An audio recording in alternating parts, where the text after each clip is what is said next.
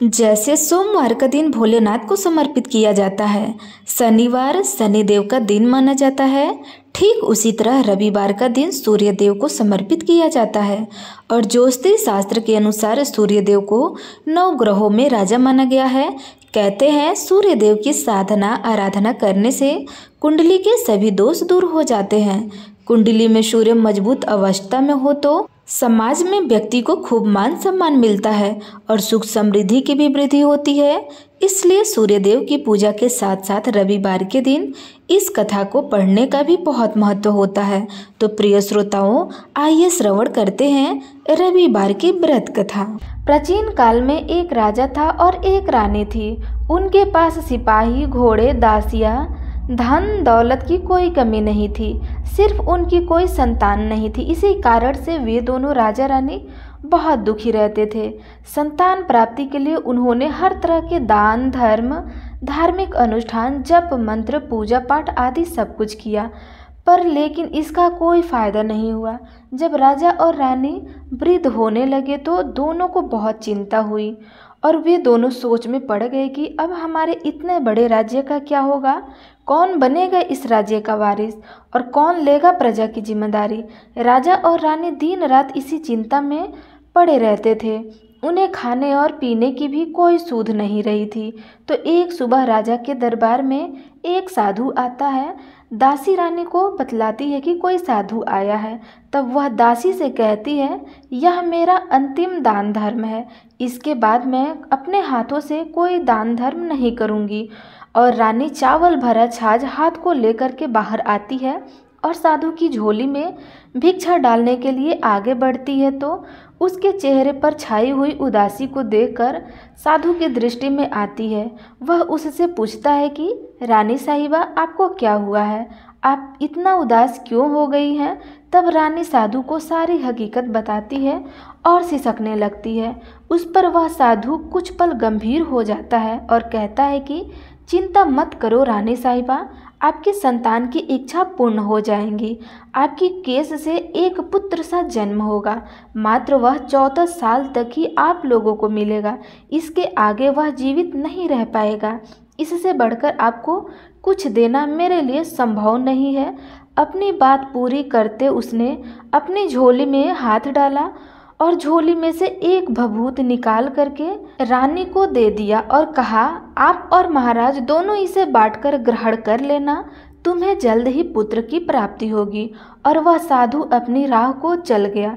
इसके जाने के बाद रानी सोचने लगी कि 14 साल तो 14 साल ही सही, उतने समय के लिए हमें पुत्र तो मिलेगा, यही काफ़ी है। इतने साल तक मैं उसे जी जान से बड़ा करूँगी, उसे ढेर सारा प्रेम करूँगी, लाड दुलार करूँगी, अपनी संतान की मुराद पूरी करूँगी। उस रात अपना सारा राजकाज खत्म करके राजा जब रानी के महल में गए तो रानी ने राजा को सारी बात बता दी और साधु की दी हुई भभूत राजा को दिखाकर बोली कि साधु महाराज ने यह भभूत हम दोनों को ग्रहण करने के लिए दिया है। राजा बोले, इतना दान और धर्म किया, जप और तप किया, इसका कोई फल नहीं मिला। अब इस भभूत से हमें क्या संतान प्राप्त होगी। उस पर रानी बोली, जब इतना सब कुछ कर लिया तो अब यह भी सही, क्यों हम उस साधु को क्रोध में बुलाएं। राजा को अब किसी बात पर विश्वास नहीं था, पर रानी को दुख ना पहुँचे इसलिए वह राजी हो गया। और राजा रानी दोनों नहाते धोते हैं, फिर अपने भगवान का नाम स्मरण करते हैं, अपने पुरखों और स्मरण करते हैं और उस साधु महाराज का नाम स्मरण करके वह भभूत बांटकर दोनों खाते हैं। इसके बाद दोनों निश्चय होकर सो जाते हैं। तो कुछ ही दिन गुजर जाते हैं और साधु द्वारा कहे अनुसार रानी गर्भवती हो जाती है। उस पर राजा और रानी दोनों ही खुशी गगन में नहीं समाते। राजा रानी से बोलते हैं, महारानी, सचमुच साधु महाराज की कृपा हो गई। तो 9 महीने बाद रानी ने एक सुंदर पुत्र को जन्म दिया। राजा ने बड़ी धूमधाम से पुत्र का नामकरण किया। सारे राज्य में 8 दिन तक अंश तर्पण रखा उत्सव मनाया गया। आप पुत्र की कुंडली देखने के लिए राजा के सबसे विद्वान पंडित जी को बुलाया गया। जो कुंडली देखकर पंडित जी बड़े चिंतित होकर कहने लगे, महाराज, हमारा राजपुत्र सिर्फ 14 साल तक हमारे पास रहेगा। राजा को इस बात की भनक तो थी ही, राजा को भी साधु महाराज की बात याद आई। दोनों चुप रह जाते हैं। इसके बाद राजा और रानी बड़े प्यार से बेटे की परवरिश करते हैं, उसकी हर ख्वाहिश पूरी करते हैं और थोड़े समय के लिए ही सही भगवान ने संतान की अपनी मुराद पूरी कर ली। इससे वे समाधान मांगते हैं।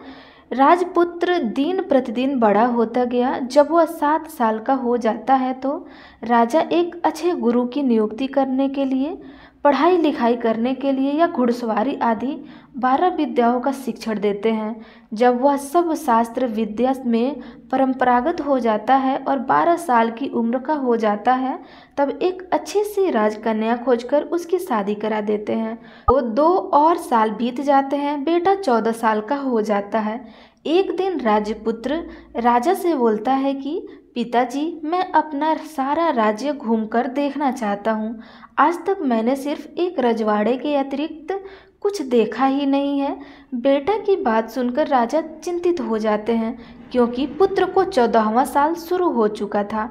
अब कोई अनहोनी होने का वक्त नज़दीक आ पहुंचा था, लेकिन राजा यह सब बातें पुत्र को बता नहीं सकते थे। राजा अपने चेहरे पर खुशी लाकर बेटे से कहते हैं कि हाँ हाँ, जरूर जाओ बेटा, तुम्हें अपना सारा राज्य घूमकर देखना चाहिए। कहाँ क्या है यह सब जानना चाहिए। कल मेरे बाद तुम ही तो राजा बनोगे ना। मात्र एक बात का ध्यान रखो, तुम जहाँ जा रहे हो, क्या कर रहे हो, यह बात अपनी पत्नी को नहीं बताना। पुत्र कहता है, ठीक है पिताजी, आपने जैसा कहा है मैं वैसा ही करूँगा। राजपुत्र दिन भर अपनी पत्नी के साथ रहता है, खुशियाँ मनाता है और रात को 12 बजे वह उठकर बाहर चला जाता है। फिर सुबह होने से पहले वापस अपने महल में आकर सो जाता है। ऐसा बहुत दिनों तक चलता रहा और पुत्र का 14वां साल खत्म होने के कुछ ही दिन बाकी रहे थे। इतने में उसकी पत्नी यानी छोटी रानी रात में जग जाती है। वह देखती है कि बिस्तर पर राजपुत्र नहीं है। वह महल में सब जगह देखती है तो राजपुत्र कहीं नजर नहीं आते हैं। वह क्या करती है, किसे कहती है, वह चुपचाप रहती है। फिर वह सुबह होने पर देखती है कि उसका पति अपने जगह सोया हुआ है। वह पति से कुछ नहीं पूछती है, लेकिन दूसरी रात भी जब वैसा ही होता है, तीसरी और चौथी रात और कुछ दिनों तक ऐसा ही चलता रहा। तब रानी बहुत चिंतित हो गई। उसके मन में ढेर सारे सवाल उठते हैं, लेकिन उसे पूछने में डर लगता था। शायद पति गुस्सा होकर बैठे सास ससुर से पूछने के बारे में सोचा तो उसकी कुल मर्यादा बीच में आ जाती थी। तो इस तरह वह मन ही मन घूरती रही थी। इस हालत में उसे खाने पीने में दिलचस्पी नहीं थी। वह दुबली पतली होती जा रही थी। तो उस राज्य में फूल बेचने वाली एक बुढ़िया मालकिन थी। वह हमेशा छोटी रानी को फूल देने उसके महल में आ जाती थी। उस बुढ़िया का ध्यान छोटी रानी पर पड़ जाता था। वह उससे पूछती थी कि बेटी, तुम्हें किस बात का दुख है, तुम इस तरह सूख कर कांटा क्यों बनी हो।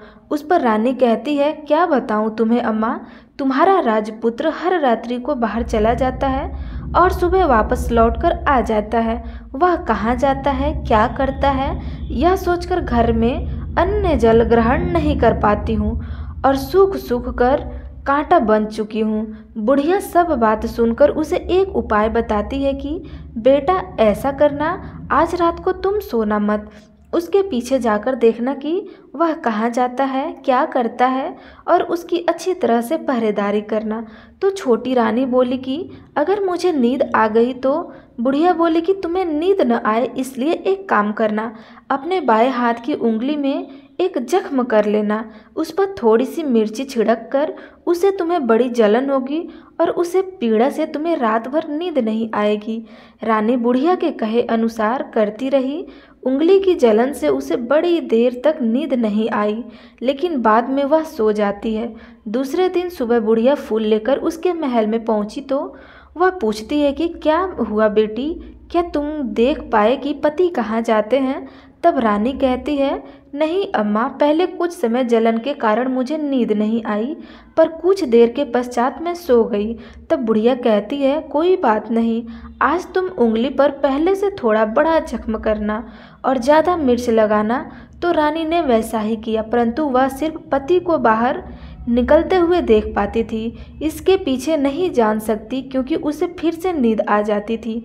दूसरे दिन सुबह बुढ़िया आती है तो उसके पूछने से पहले ही रानी रोकर कहती है, अम्मा, मैं आज भी उसकी पहरेदारी ठीक तरह से नहीं कर पाई। तब बुढ़िया कहती है, रोना नहीं बेटी, सब कुछ ठीक हो जाएगा।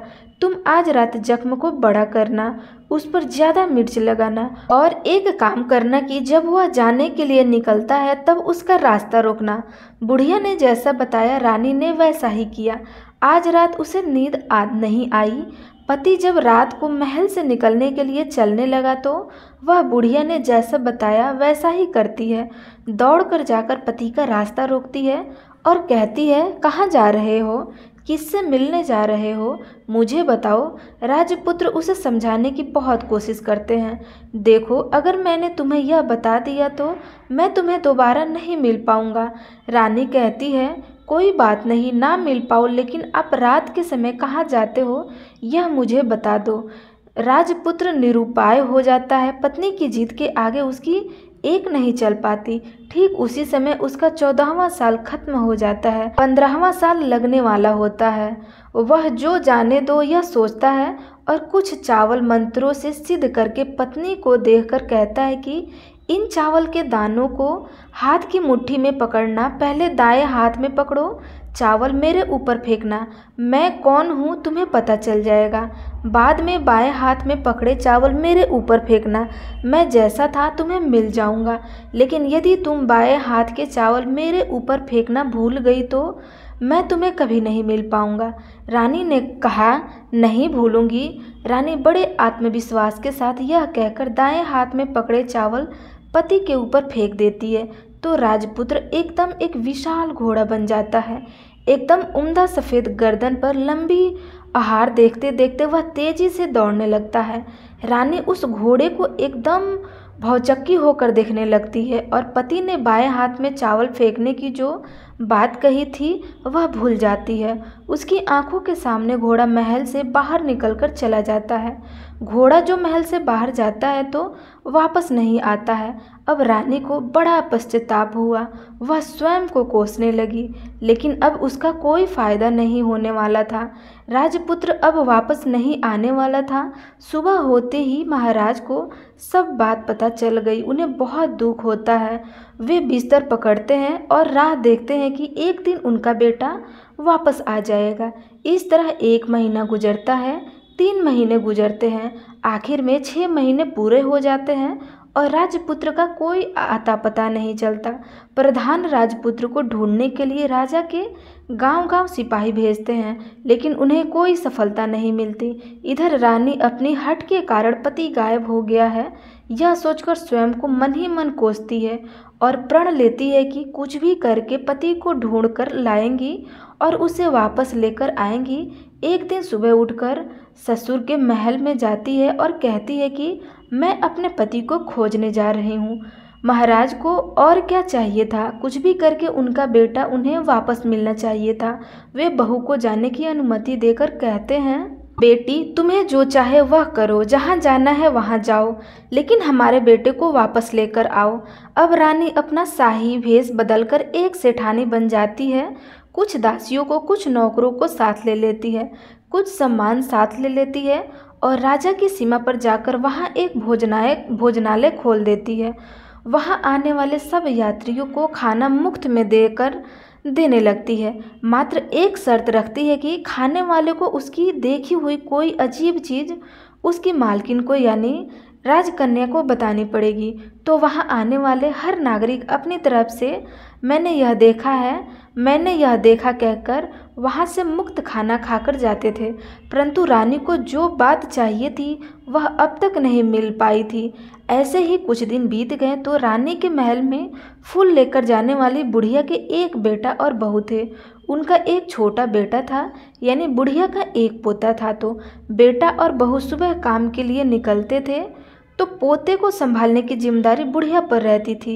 दिन भर पोते को संभालती थी। एक दिन बुढ़िया को पान खाने की आदत थी, तो पान लगाने के लिए चूना चाहिए था। वह उसे तैयार करने के लिए सीपियाँ लेकर आई। इन सीपियों को भूनने के लिए गोबर के कंडे चाहिए थे।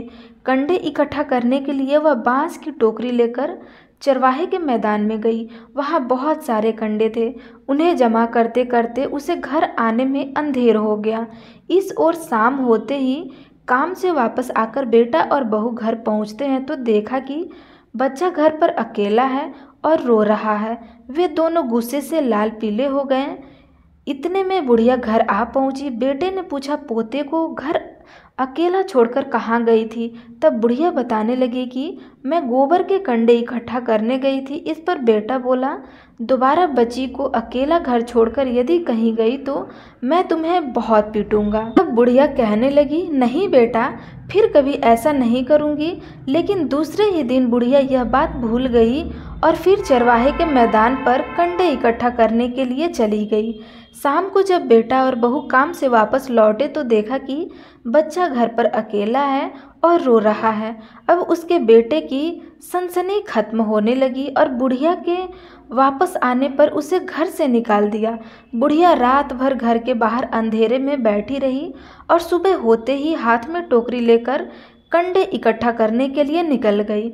उस दिन उस पर कंडे इकट्ठा करने का मानो पागलपन सवार हो गया था। कंडे इकट्ठा करते करते जब अंधेरा हो गया, उसे मालूम ही नहीं चला। उससे जब ध्यान आया तो गांव का रास्ता भी ठीक तरह से दिखाई नहीं दे रहा था।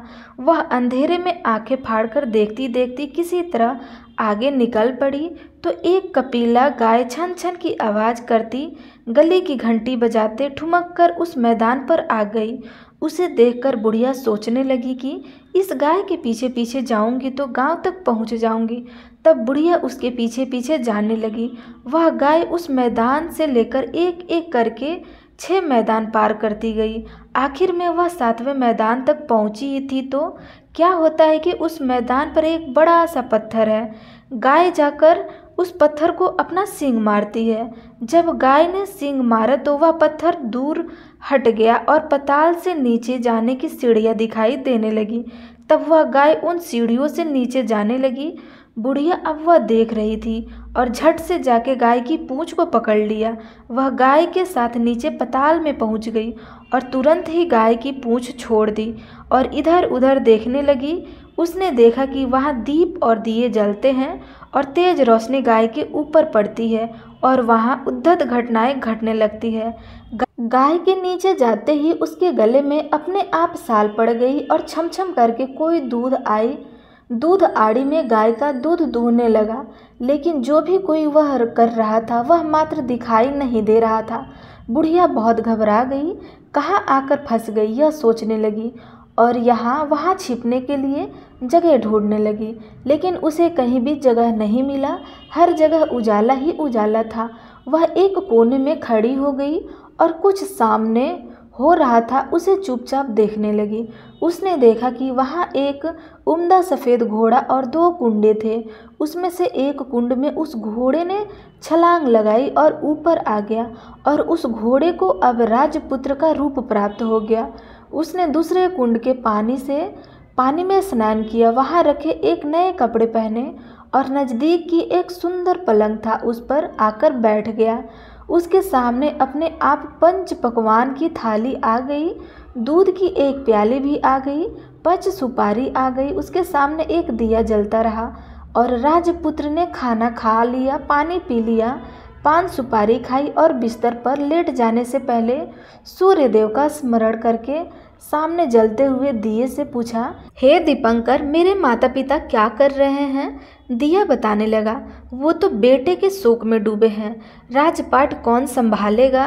तो उसने बोला कि राज्य प्रधान संभालेंगे। उसने पूछा कि मेरी पत्नी क्या कर रही है? तो दिए ने बोला कि उसने चौराहे पर भोजनालय शुरू कर दिया है और आते जाते लोगों से वह नई खबर के बारे में पूछती रहती है। दिए के यूँ कहते ही राजपुत्र कहने लगा कि ठीक है, उसके बाद वह सो गया। बुढ़िया कोने में खड़ी हुई सब देख रही थी। ऐसी अद्भुत घटना उसने जिंदगी में पहली बार देखी थी।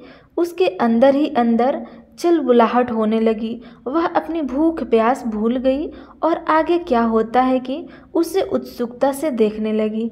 लेकिन उसके बाद और कुछ घटनाएं नहीं घटती। रात गुजर गई और सुबह हो गई।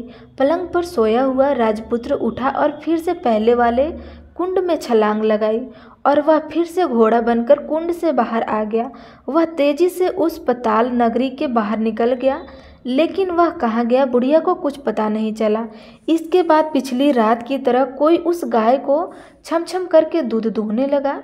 जैसे ही दूध दूहने खत्म हुआ, उसके गले की साल अपने आप खुल गई और वह गाय तेजी से ऊपर जाने लगी, सीढ़ियों की ओर भागने लगी। गाय को दौड़ता देख बुढ़िया सोचने लगी कि अब गाय के साथ यहाँ से ऊपर जाना की समझदारी करती हूँ, नहीं तो कोई मुसीबत आकर उसके ऊपर टपक जाएगी। झट से उसके गाय की पूंछ पकड़ ली और गाय के साथ ऊपर आ गई। गाय जब मैदान में पहुंची तो उस सुरंग का रास्ता अपने आप बंद हो गया और उसके मुंह पर एक बड़ा सा पत्थर पहले की तरह खड़ा हो गया। ऊपर आकर वह गाय जंगल की ओर निकल गई। इधर बुढ़िया एक कदम बावली हो गई थी। उसने पाताल नगरी में जो कुछ देखा वह जल्द से जल्द किसी को बताने के लिए उतावली हो गई थी। उसे एकदम याद आया कि नगर की सीमा पर कोई औरत भोजनालय चलाती है और नई बात बताने वाले को अच्छा खाना पीना मुफ्त में देती है। वह सोचने लगी कि क्यों न मैं उसे बात कहूँ, उस औरत को जाकर बताऊँ। यदि उसे यह बात पसंद आई तो बाकी जीवन खाने पीने की झंझट से मुक्ति मिल जाएगी। तब बुढ़िया ने मन में तय किया और तुरंत उस भोजनालय के द्वार पर टंगी नगाड़े के सामने खड़ी हो गई और जोर जोर से नगाड़ा बजाकर शुरू कर दिया।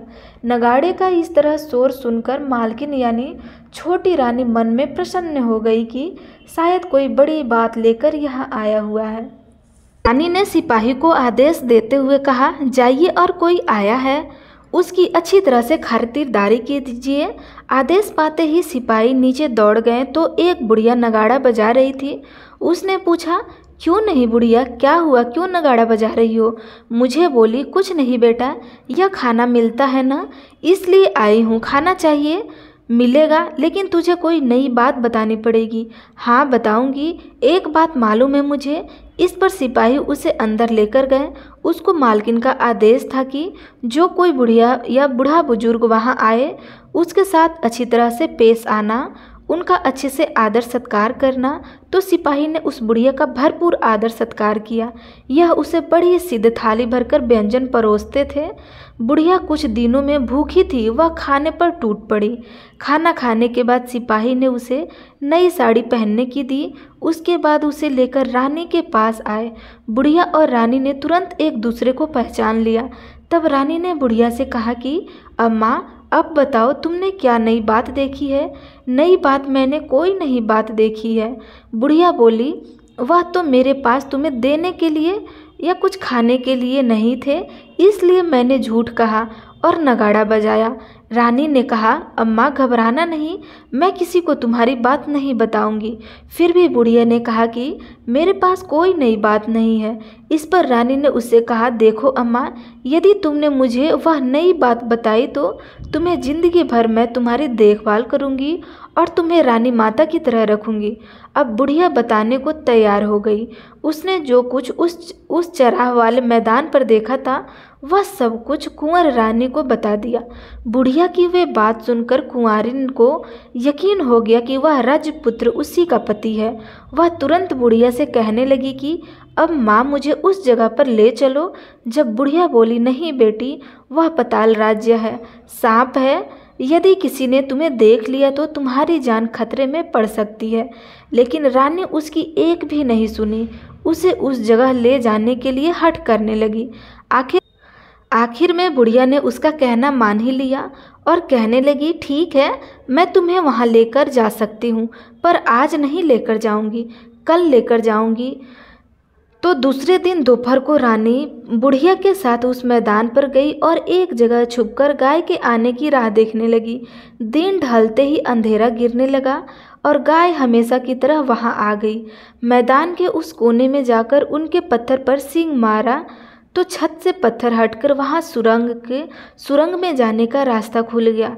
गाय उस रास्ते के नीचे उतरने लगी तो बुढ़िया रानी से कहने लगी, जल्दी आगे बढ़ो, हम गाय की पूंछ पकड़कर नीचे उतरेंगे। तो दोनों गाय की पूंछ पकड़कर नीचे उतर गई। बुढ़िया पहले जिस कोने में छिपी थी उस कोने में छिप गई। अब नीचे सब कुछ पहले जैसा घटित हो रहा था। गाय के गले में अपने आप साल पड़ गई। कोई अदृश्य रूप में उसका दूध दोहने लगा। एक सफ़ेद उमड़े घोड़े ने आकर एक कुंड में छलांग लगाई तो राजपुत्र के रूप में ऊपर आया। वह राजपुत्र दूसरे कुंड में नहाने लगा। बाद में उसके सामने खाने की थाली आ गई, दूध की प्याली आ गई, पान बीड़ा आ गया। राजपुत्र सब ग्रहण करके सोने के लिए पलंग पर गया तो सोने से पहले सूर्यदेव का स्मरण करके वह दिए से पूछने लगा, दीपांकर, मेरे माता पिता क्या कर रहे हैं? तो दिया कुछ जवाब नहीं देता है बल्कि वह बूझने लगता है। तब राजपुत्र को कुछ घटित हुआ है इसका संदेह हो गया। वह उदास हो गया और जो कुछ हुआ वह जो जाने दो ऐसा सोचकर फिर से बिस्तर पर लेट गया। अब रानी का संयम छूट गया। वह दौड़कर पति के पास गई और उसके पैर पड़ने के लिए आगे बढ़ने लगी। राजपुत्र तुरंत ही पत्नी को पहचान गया। वह छत से पीछे हट गया और चिल्लाने लगा, नहीं नहीं, मुझे मत छूना, सर्वनाश हो जाएगा। रानी दोनों हाथ जोड़कर पति से अपनी भूल स्वीकार करने लगी। स्वामी, मुझसे भूल हो गई, मुझे आपको नहीं छूना चाहिए था। आप रात को कहाँ जाते हो? मैं अपनी भूल स्वीकार करती हूँ, मुझे मेरी भूल की सज़ा मिल गई है। अब आप घर चलो, आपके वियोग में आपके माता पिता ने बिस्तर पकड़ लिया है, आपकी प्रजा भी बहुत दुखी है। उस पर राजपुत्र कहने लगा, वही तो एक बार तुम गलती कर बैठी हो, अब दोबारा मत करना, नहीं तो मैं अब तुम्हें जो दिख रहा हूँ अब वह भी नहीं दिखूंगा। रानी वह विलाप करने लगी, जोर जोर से जमीन पर सिर पटकने लगी। राजपुत्र के मन में उसके प्रति दया उत्पन्न हो गई। वह उससे कहने लगा कि यदि तुम मुझे पाना चाहती हो तो तुम्हें एक काम करना होगा। काम कठिन है लेकिन वह तुम्हें अकेले ही करना होगा। रानी ने कहा, कहो स्वामी, कितना भी कठिन काम हो मैं अवश्य पूर्ण करूंगी। रानी कहने लगी, इस बात पर राजपुत्र ने उसे बताया, इस पताल में ऊपर जाते ही तुम्हें एक घना जंगल नजर आएगा। ऐसे 6 जंगल पार करने के पश्चात तुम्हें एक 7वां जंगल मिलेगा। वह जंगल सबसे घना है। उस जंगल के बीचों बीच एक पीपल के पेड़ है। उसके आसपास की जगह पत्ते, फंदे, जटाएं आदि से ढक चुकी है। वहाँ बाघ, शेर, सांप और भालू बैठते हैं। तुम्हें उनको सबको भगाकर वह जगह साफ करनी है। उसको गोबर से लिपाई करके पवित्र बनाना है, रंगोली से सजाना है। उसके बाद वहाँ धूप, कपूर, अगरबत्ती जलानी है, फूल और कुमकुम से पेड़ की पूजा करनी है, दूध और दही से बने चावल का भोग चढ़ाना है। यह सब तुम्हें दोपहर को 12 बजे से पहले करना है। 12 बजने के समय तुम्हें उस जगह पर बैठकर सूर्य भगवान का ध्यान करना है। ठीक 12 बजे सूर्य भगवान का रथ वहां उतरेगा। वे सब देखकर खुश हो जाएंगे और कहेंगे कि जिस किसी ने भी यह सब कुछ किया है उसे मैं मनचाहा फल दूंगा। तो तुम सामने जाकर उसके रथ का दाहिना घोड़ा मांगना, मैं तुम्हें मिल जाऊंगा। इतनी बात कहकर राजपुत्र अपने पलंग पर सो गया और छोटी रानी भोर होने की राह देखने लगी। भोर होते ही वह बुढ़िया के साथ गाय की पूंछ पकड़कर ऊपर आ गई।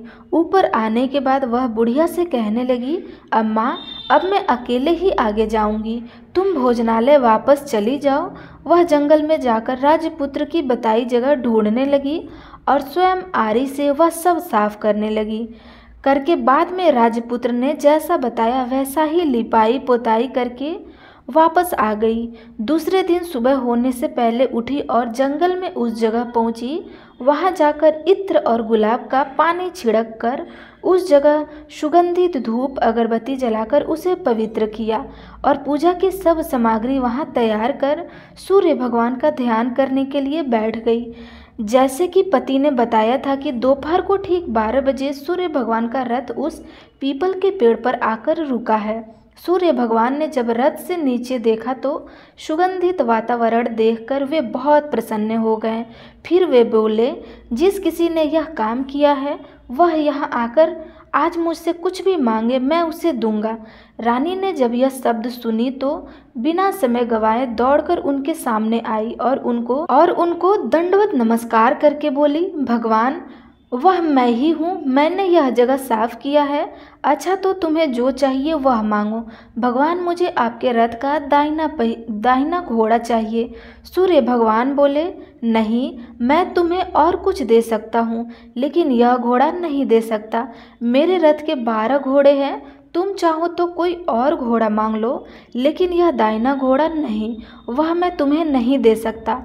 छोटी रानी ने एक नहीं सुनी, वह सूर्य देव से एक ही बात कही जा रही थी, वह दाहिना घोड़ा दे दीजिए, नहीं तो मैं आपके पैरों में गिरकर अपनी जान दे दूंगी। अब सूर्य देवता धर्म संकट में पड़ गए। उन्होंने वचन दे दिया था, अब अपने वचन से पलट भी नहीं सकते थे। ठीक है, दे दिया तुम्हें घोड़ा, सूर्यदेव ने कहा। फिर एक बात और भी कही, देखो मैंने तुम्हें घोड़ा तो दे दिया है लेकिन वह तुम्हें यहाँ नहीं मिलेगा, तुम्हें उसे पाताल लोक में जाकर लाना होगा। रानी बोली, पाताल लोक में ही क्यों भगवान, मैं उन्हें पाने के लिए कहीं भी जा सकती हूँ। रानी को वचन देकर सूर्यदेव अपने मार्ग को चल गए और इधर रानी जंगल में अपने भोजनालय में आ गई। फिर वह बुढ़िया को लेकर उस मैदान पर आ गई और जल्दी ही शाम हो गई। शाम होते ही वहाँ पर वह गाय आ गई और उसने सींग मारकर सुरंग का पत्थर हटाया और नीचे उतरने लगी। रानी और बुढ़िया जल्दी ही उसकी पूंछ पकड़कर नीचे उतर गई। नीचे पाताल में सब घटनाएं पहले से ही घटित होने लगी। घोड़े का एक कुंड में नहाकर राजपुत्र बन जाना, नहाए धोकर पलंग पर जाकर बैठना, तो उसे खाने की थाली, दूध की प्याली आना, पान का बीड़ा आना। लेकिन आज एक नई बात घटी। आज 2-2 थाली, 2-2 दूध की प्याली और 2-2 पान के बीड़े उसके सामने आए। वह कुछ नहीं बोला। अपने हिस्से की थाली खाकर, दूध पीकर और पान का बीड़ा चबाकर वह सोने चला गया और हमेशा की तरह दिए से पूछने लगा कि दिए, दीपंकर, मेरे माता पिता क्या कर रहे हैं? वे दोनों तुम्हारे शोक में मरने की स्थिति में पहुंच गए हैं। ऐसा झट से उसकी आंखों में आंसू टपकने लगा। फिर वह पूछने लगा कि दिए, दीपंकर, मेरा राज्य में कौन चला रहा है? तुम्हारा राज्य प्रधान चला रहा है और वह सब कुछ हड़प चुका है। वह प्रजा पर बहुत अत्याचार कर रहा है। यह सुनकर राजपुत्र को बहुत गुस्सा आया। वह गुस्से से अपनी मुट्ठी भेजने लगा। वह पूछने लगा कि दिए, दीपंकर, मेरी पत्नी क्या कर रही है? अब दिया कुछ बोल नहीं पा रहा और चुप रहा। अब रानी का स्वयं जवाब दे गया। वह दौड़कर पति के गले लग गई। अब मैं तुम्हें मिल गया। राजपुत्र कहने लगा, सच कहते हो, अब आप फिर से घोड़ा तो नहीं बनोगे ना? नहीं, दोबारा घोड़ा नहीं बनूंगा। तुमने जो इतने सारे कष्ट उठाए हैं मुझे पाने के लिए, इसलिए सूर्यदेव ने मुझे सदा के लिए घोड़े के जन्म से मुक्त कर दिया है। राजपुत्र ने बड़े प्यार से कहा और उसे गले लगाया, उसके आंसू पोंछे और कुछ देर के पश्चात सुबह हो गई तो गाय की श्रृंखला टूटकर वह ऊपर भूलोक जाने के लिए। तब रानी, राजपुत्र और बुढ़िया उसकी पूंछ पकड़कर ऊपर आ गए। ऊपर आने पर वे सीधे भोजनालय में पहुँचे। वहाँ का सब सामान लोगों में बांट दिया और उन पर ताला लगाकर अपने राज्य में लौट गए। राजपुत्र वापस आता और उसके तेवर देखकर प्रधान घबरा जाता है। राजपुत्र ने उसे बंदी बनाकर कैद खाने में डाल दिया और राज्य की बागडोर अपने हाथों में ले लिया। इसके बाद वह अपने माता पिता को मिलने उसके महल में गया। तब राजपुत्र क्या देखता है कि उसके माता पिता उसके शोक में अस्थिया पंजर बने हुए हैं। पुत्र को वापस आया देखकर मरड़ासन राजा रानी की आंखें से टप टप आंसू बहने लगे। इन दोनों ने पुत्र को गले लगा लिया, उसे प्यार से सहलाया और इतना होने के बाद उसकी सेहत में एकदम सुधार आने लगा। वे अब बिस्तर से उठकर बैठ गए, पुत्र को आशीर्वाद देने लगे। राजा पुत्र के आने की खबर तुरंत ही राज्य में फैल गई। प्रजा खुशी से फूल नहीं समाई। प्रजाजन राजमहल के सामने इकट्ठा हो गए। राजपुत्र ने भी उन्हें दर्शन दिए और आज से उन्हें कोई दुख नहीं पहुंचाएगा, ऐसा वचन भी दिया। अब राजा अपने पुत्र का राज्य अभिषेक करके उसे सिंहासन पर बिठा दिया और बहू को महारानी का दर्जा दे दिया और स्वयं अपने पति के साथ ईश्वर के स्मरण करते खुशी से दिन बिताते गए। महाराज बन गया। राजपुत्र अपनी तरह से राज्य चलाने लगा और पति पत्नी अपने सुख शांति से जीवन व्यतीत करने लगे। उस बुढ़िया को रानी ने अपने ही पास रख लिया और उनकी अच्छी तरह से देखभाल करने लगी। बुढ़िया और उसके बुढ़ापे के दिन खुशी से गुजरने लगे। तो आप सब प्रेम से बोलिए सूर्य नारायण भगवान की जय।